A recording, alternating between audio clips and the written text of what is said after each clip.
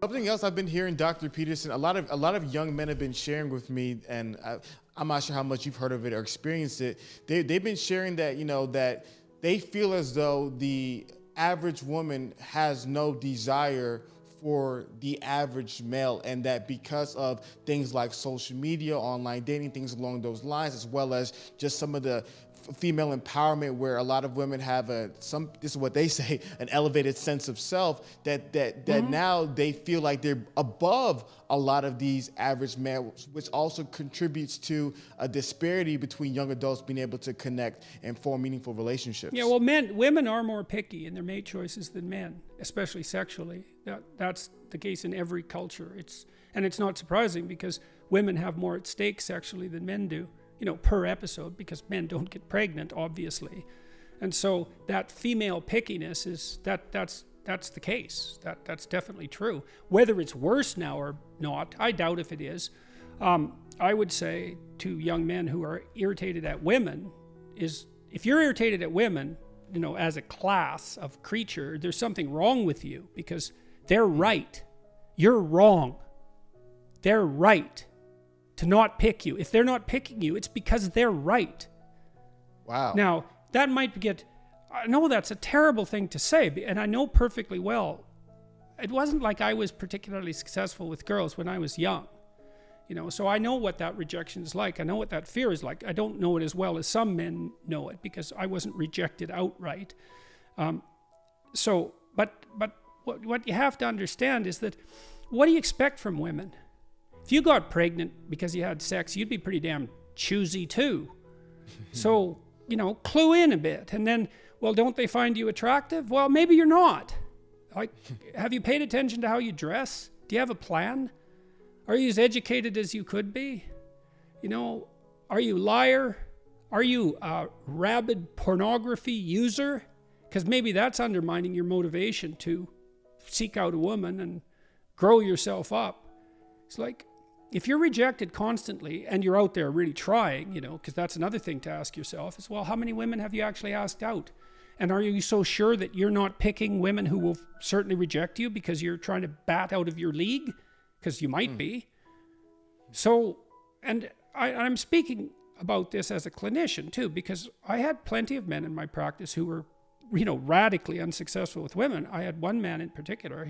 He was so afraid of women, he couldn't use the phone. He was too afraid of everyone to use the phone.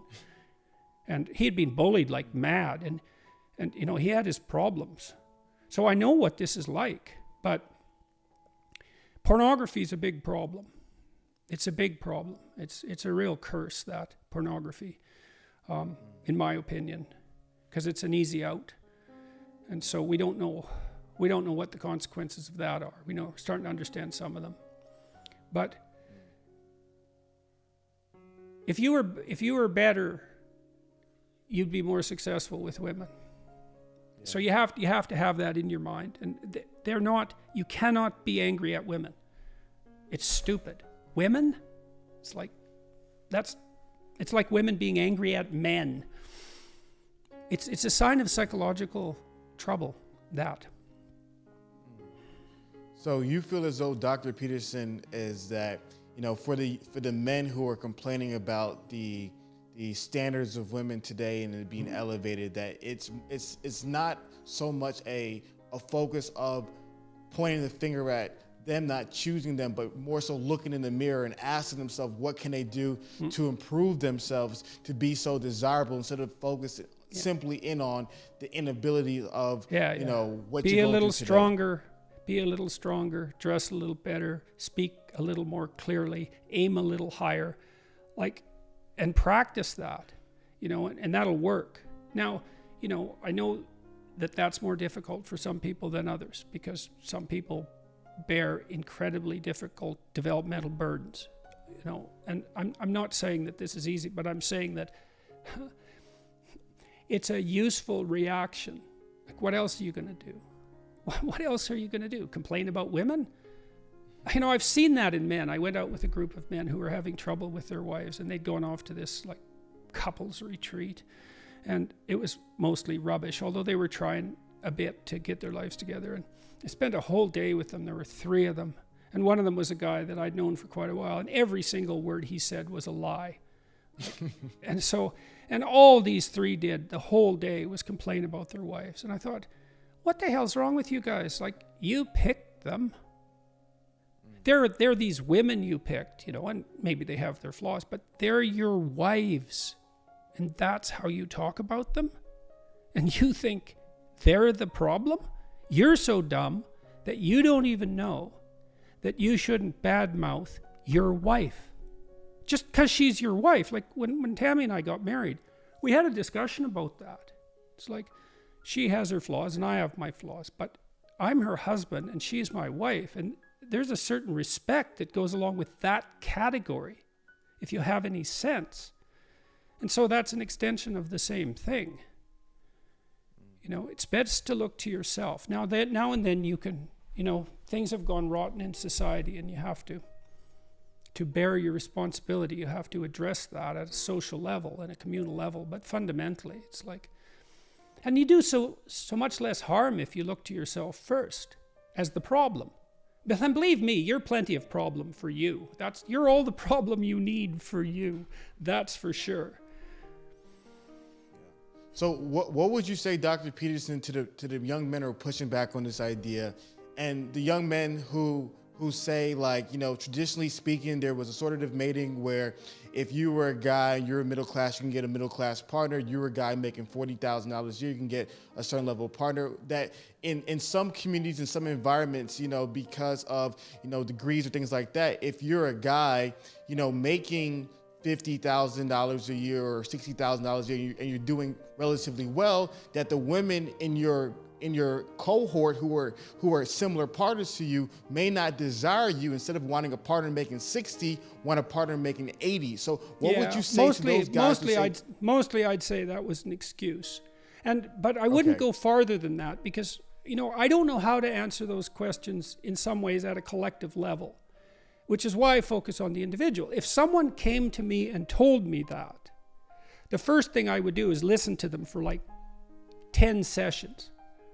Just to find out what they're thinking and to find out what the problem actually is, because they think they know what the problem is. You know, it's these picky women, and that could be the problem. You know, for them, it might be. Maybe there's a demographic issue or a community issue that I don't understand. So I wouldn't assume that I knew what the problem was. But those sorts of things, in my experience, have to be solved at a high level of detail, like at high resolution. So let's say you are having trouble finding a mate.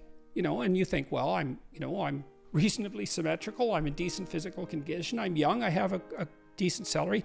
But still, okay, well, that's a deep dive issue. I don't know what's wrong. We'd have to talk about that. And I do mostly listen. It's like, you seem okay. So why don't you have a partner? Well, that's a deep mystery. Like, it's really a deep mystery. It's nothing trivial. There's no simple solution to that. And so, again, that's why I don't really do sociology in some sense, you know, except insofar as I understand the role of the individual in relationship to society, you know. So I would say to someone like that, you know, practically, if you want to do something, go see a cognitive behavioral psychologist and take the problem apart and strategize. That you'll figure out how to fix it. That's good. That's good because it's a serious problem, right? Yeah, definitely a serious problem. And I think what ends up happening is that, like you said, too many people create a one-size-fit-all problem to what they're going on. So they say, well, the reason I'm unsuccessful is because of A, but in reality, if you could talk to a wiser individual and sit down, you might realize that the problem isn't A, aka the women. Maybe the problem is that, you know, you're lacking confidence, you're lacking communication skills, you're picking the wrong kind of individuals, and there's a myriad of varieties of issues instead of just simply making it just a one-size-fit-all problem. Yes, absolutely. Well, it's also in some ways a lot less depressing to particularize like that, because you find out a bunch of problems you don't have, right? So you can just those aren't my problems. It turns out my problem is this, and then that might be non-trivial, and probably is, but at least it's not everything, right? And I also think that when we talk about things like climate change, it's like, well, really, there's no such thing as the climate. It's not a useful word when you're trying to solve a problem.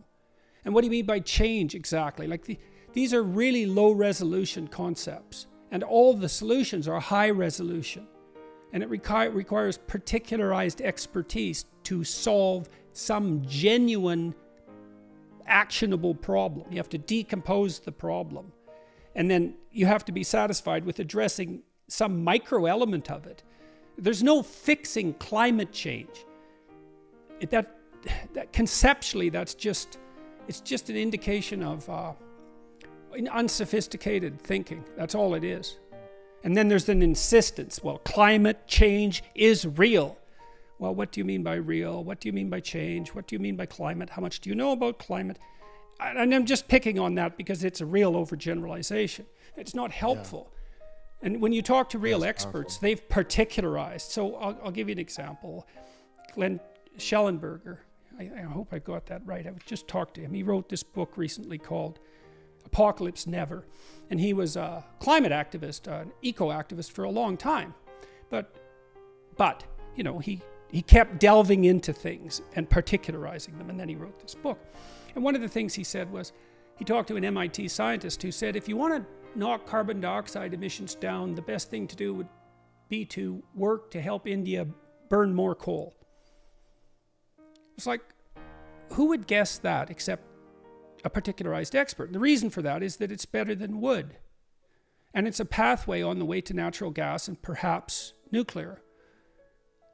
But it's not obvious. Because in the short term, it makes the problem worse, or it seems to. And so that's particularized knowledge. And you have to particularize your problem. Why can't men find women to date? That's not your problem. Your problem is why you can't find the woman you want. Yeah. And you have to assume that's your problem, because otherwise you have to assume that it's the women's problem. And really? They're all wrong and you're right. Really? Lucky you. Maybe you are. You're an undiscovered gem of some sort. Probably not.